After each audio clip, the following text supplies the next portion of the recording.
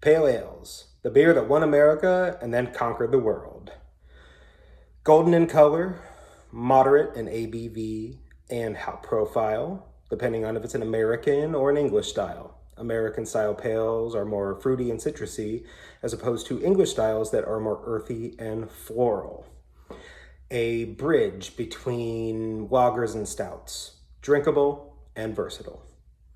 So today we're sampling out another Aldi beer. This is the Hoppin' Nomad IPA Session Ale, which I guess it means it's a session IPA. A little dirty secret.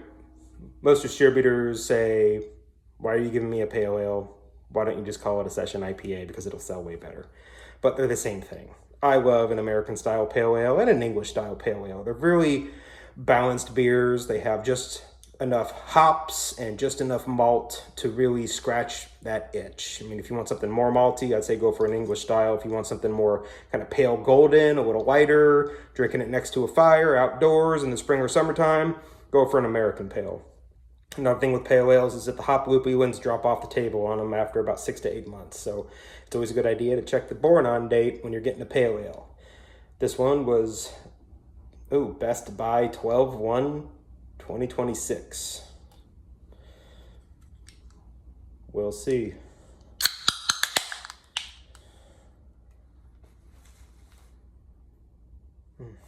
Not a bad hop nose to it, although it smells very malty.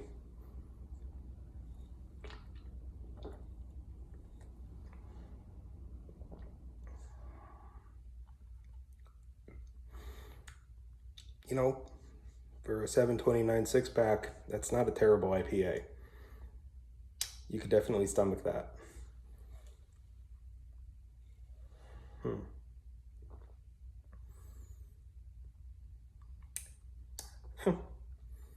I don't know if I'd recommend that one or not. I mean, it's not offensive or anything, but, you know. So some of the original pale ales, if you want to get the OG American pale, I'd say just go get yourself a Sierra Nevada. That's going to be the beer that made American pale ales what they are. As far as English style, the first one was Bass Brewing. So it's not quite darker in color like a lot of traditional English pales. I think typically it has more of a golden hue to it, but if you find it on tap somewhere, it is a good pale ale. Now, as always, I want to end with a couple of people I think do a great version. So we got Burr Oak Brewing out of Columbia, Missouri. The Cooper's Landing American Pale Ale. Really great, sessionable, middle-of-the-road pale. Has just the right amount of hops, and what ABV I think is about 4.5%, 5%. So you're right where you need to be to make sure that you're, able to row the boat after a couple hours. And then Pilot Project Brewing out of Milwaukee, the Standard Goods Pale Ale. One of my go-tos.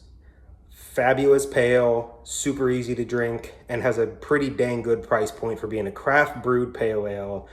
And Pilot Project is a really cool company. They're basically like a recording studio for home brewers and people that have won homebrew competitions. They bring concepts to them, and if they think they're viable, they help them get them off the ground and get them into markets and put them on tap in their tasting room. So they're a great brewery to support. So this has been Stu's Brews. So thank you so much and have a great day.